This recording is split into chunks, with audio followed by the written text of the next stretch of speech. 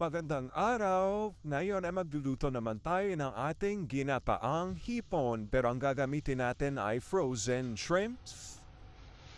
Ayan lang yung mga sangkap niya, bawang sibuyas, lalagyan natin ng kangkong. Version natin to ng gulay. Maghiwa lang tayo ng sibuyas, bawang.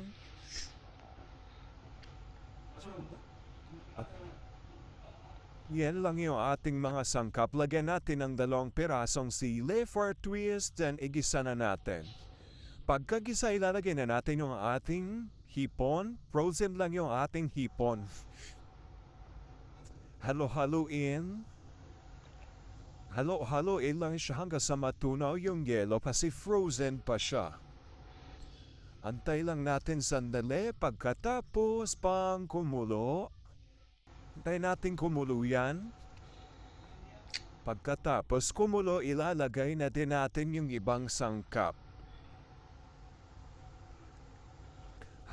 Antayin lang natin kumulo. Ayan na siya.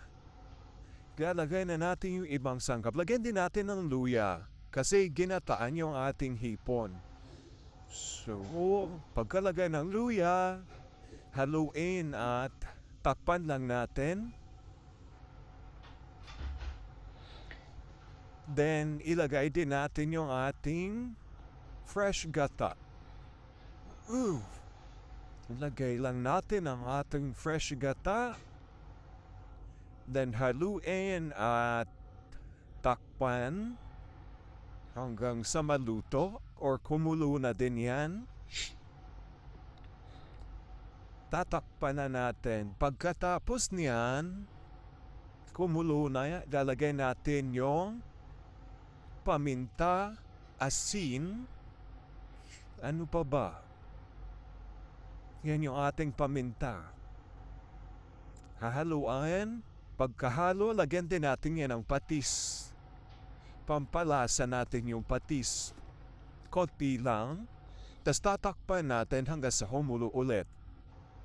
Pagkakulo, ilalagay ko, haluan ko rin siya ng gabi. Masarap din yan, gabi at saka yung ating mushroom.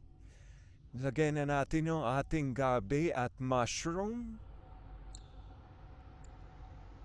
Ginataang halong gulay. Ayan na, kumulo na siya. Tingnan natin. Oho, ayun pala yung ating mushroom. Halo natin yung ating mushroom dyan. Na siya with mushroom, with gabi. Haluin lang siya hanggang maluto. Pagka yan ay kumulo na, ilalagay na natin yung ating kangkong. Saglit lang maluto ang kangkong. For few minutes lang ayan, takpan natin. Then pag kumulo na yan, luto na. Ayan na, kumulo na siya. Haluin lang natin. At ayan na, tapos na ang ating ginataang gulay.